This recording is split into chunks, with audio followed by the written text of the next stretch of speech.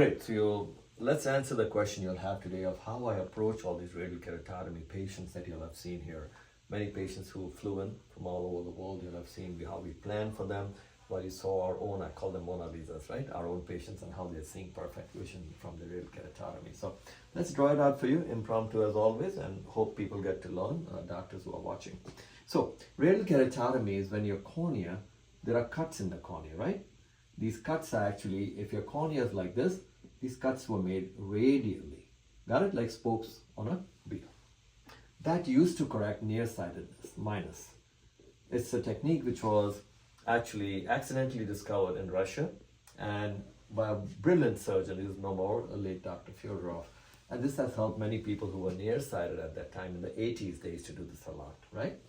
What has happened, now I never did the RK because I never believed in it, though I respect Dr. Fyodorov a lot. I mean, he even came home for us. And I always believe that cutting a cornea, because your cornea, if you see, this is like, I'm just exaggerating it, right? Your cornea is actually made up of 6 layers, like laminae, layers. But if you cut it with radial keratotomy, you are destabilizing them. Are you clear? Right. This is the reason I never did it. Again, with due respect to everybody who did it, all the surgeons try to help their patients. I never did even one. And incidentally, we've become the world's final destination to fix these people now, all these years later. So, when a patient comes to me with radial keratotomy, how do I think?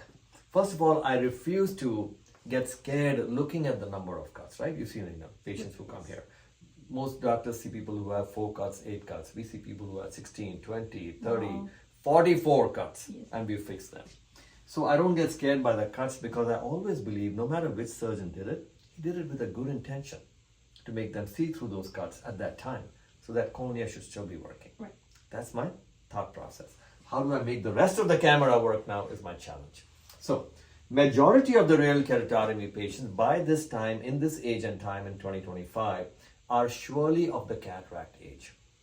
Correct? Because this was mostly done in the 80s, maybe in the 90s, and then they're on LASIK took off from 95. Yes. Correct? So, majority of them have a lens which is naturally aging. What's a naturally aged lensing called? Cataract. So the lens is getting cloudy with time. It may not be a mature cataract, but that's not the point. It's surely getting grayer and cloudier. So these radial keratotomy patients now are feeling decreased confidence at night and they have difficulty reading. And even in a reading state with reading glasses, they need more light in a restaurant to read. Right. That should be their complaint. I don't believe in people being told your cataract's not ripe, not mature. Wait, wrong concept completely. Now, RK in the cornea, so how do I approach it? If the patient is, let's say, less than 40 years of age, which will be very rare. Why is that? Because I said mostly were done in 80s. If you count that 2025, that person will have to be, it's not possible Right. unless someone did RK in the late 90s or 2000s, which should not be the case, right? So most of them are over the age of 40, so they also have presbyopia, which means they cannot read. Now there's a concept to that too. Why is that? Most of these patients, when they started with their RK, they were very nearsighted, correct? They had minus number, right? That's why they had RK. Because the RK flattens over time, they became far-sighted. Are you with me? Yes. Now, as you age after 40, you automatically need reading glasses because your lens, that is this lens hanging by these muscles, doesn't zoom anymore in the camera. Mm-hmm. So people zoom with their arms, so they Right. keep things far away to read, okay? That requires plus lenses to read. That's why these lenses are called magnifiers or cheaters or readers. Right. Now, the fact that all RK patients are becoming plus by flattening and need more plus to read, they become frustrated now because they need plus glasses for distance and near. Are you with me? In fact, had they been left myopic, they'd be so happy because now they can read at this Right. age, but they're not. Got that concept? Yes. So that's their refractive error. So most of them, by the time they come to us, they are farsighted. They have reading vision issues, also needing plus lenses, and many of them have a cylinder or astigmatism. What's astigmatism? Their cornea is not a proper dome shape. It becomes like a football, and they have astigmatism. Correct? So first thing I look at with all of these patients is what are their visual errors. So irrespective of how many cuts, which country they're coming from, I look for potential. How far-sighted or nearsighted they are, correct? Stigmatism, right? Presbyopia, which is reading vision, and in most of them is the lens cloudy, meaning cataract. How cloudy it is doesn't matter to me. I use that as an excuse to complete them forever. So looking at all these factors and then their symptoms, night vision is down, reading vision is down, plus RK fluctuates like an earthquake, so their vision fluctuates all day sometimes. Very frustrating. Poor thing, they're wearing 5-6 glasses, day, evening, all that stuff. So fluctuation, dryness, many of them have dryness because the cornea is cut. So the tear film no longer flows, it kind of breaks down and they go dry. That adds to the fluctuation. Think of your windshield when the wiper goes across. Before that, slightly dull, cannot see. The minute the wiper goes across, like wow, crystal. So the fluid is missing too.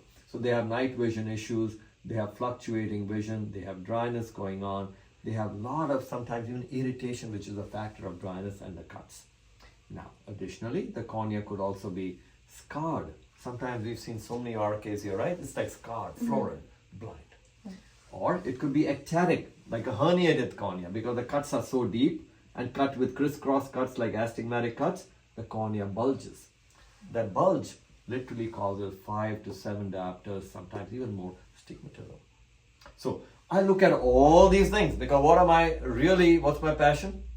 Vision. And custom designing. Right. So that really gives me the drive, right? Exactly. You want the suit to be fitting from right up to the toe, not just 32 regular, go take it. I want it to fit. So I'm looking at all this while the patient I'm listening to about their complaints. So when you look at all this, your plan becomes very clear. What part is involved in the cornea that is cut, the RK, and what part is involved of the lens. With me?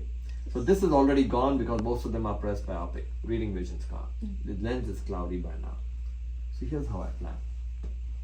In some of them, they may have already had cataract surgery, but not rightly done. So they may already have a lens in the eye, and it may not be doing a great job because most people have to understand this lens has to work with the cornea, which is the main problem. So many doctors are putting in lenses. Many lenses are coming out from the industry, which are all great, but they were not made for RK corneas. First, the measurability is off. Second, RK fluctuates. Third, it's a broken windshield. You can't just put in a coffee bean and curry and coffee and both taste great. One will be completely off because it's not meant for that. So the lens, when they come in this way, I do something very unique. Instead of removing their doctor's lenses and causing more damage in the eye by operating, I actually leave their doctor's lens in the eye from their cataract surgery. And I fix the cornea with laser to match the optics of the lens. The brain doesn't care how I put the camera in focus.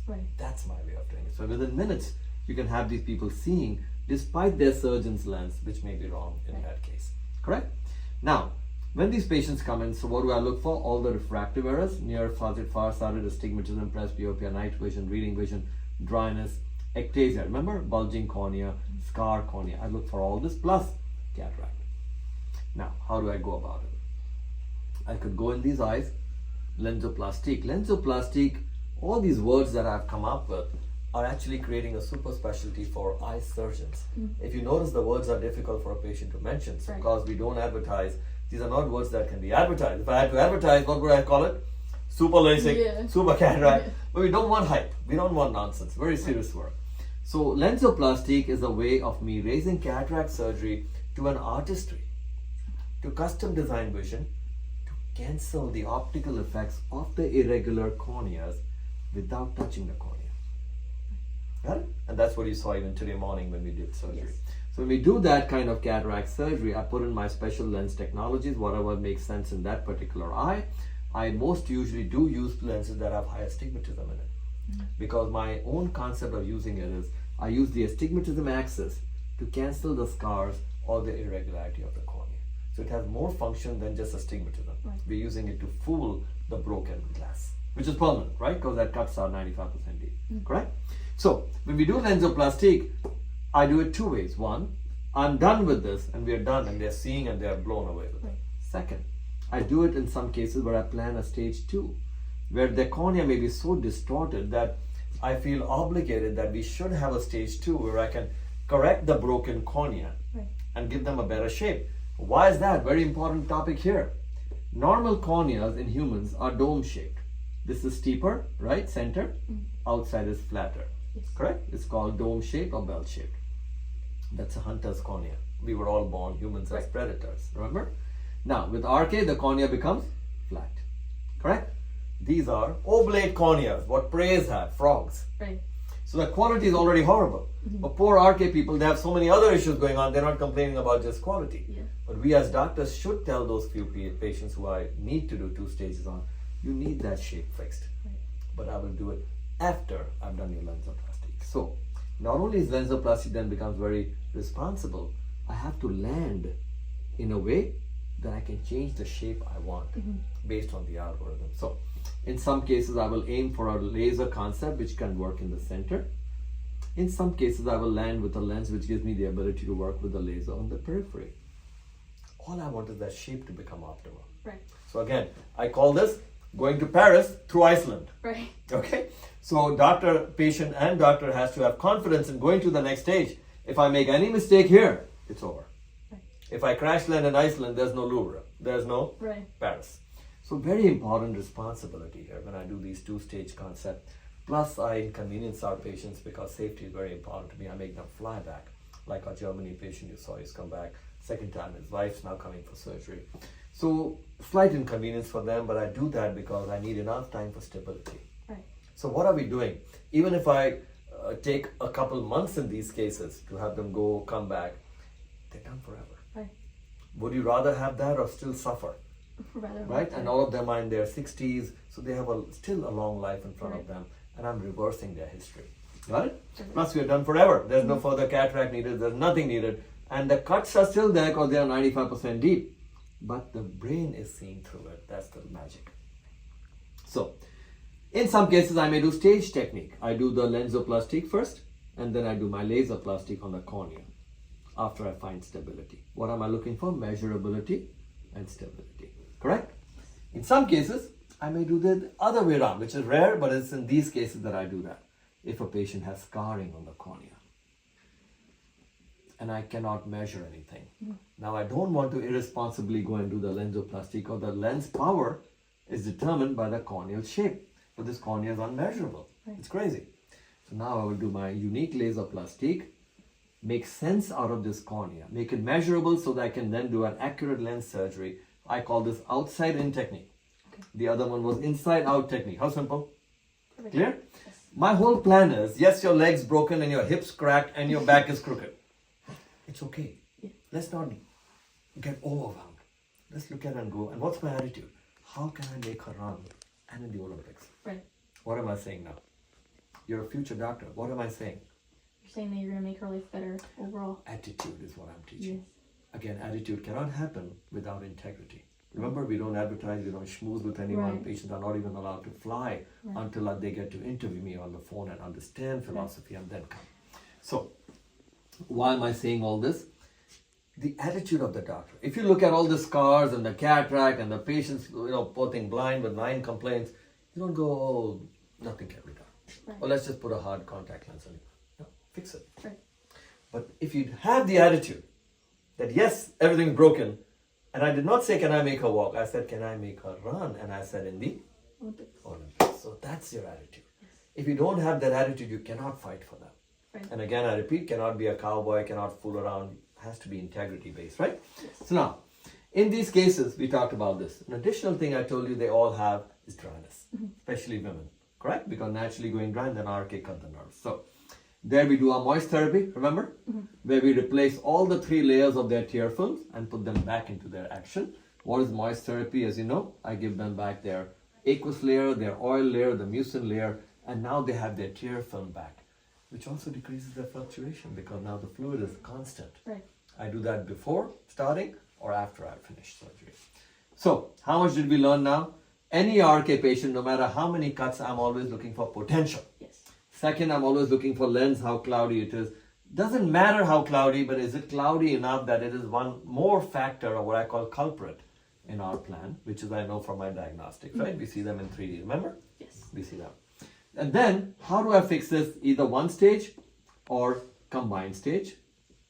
There's another thing we can talk about, which I've had to do very rarely, cross-linking these patients. I don't need to cross-link because many doctors get confused. The RK is not fluctuating itself. There are many other factors going on. There's ectasia from broken cuts. There is tear film that is drying and going in and out. Plus, the amount of power that they have, let's say +6, and then they move as a pendulum to power +2. this patient will perceive a lot of fluctuation. Yes or no? Yes. Because you're going, let's say, of height, you're going from 6 feet to 4 feet, and you're like, this is a lot. Yes. But if I'm accurate here, I've already decreased the pendulum from, let's say, +1 to +0.75. Now this movement is so little, they don't feel the fluctuation. Right. You get that secret? So fluctuation can be controlled by being accurate first.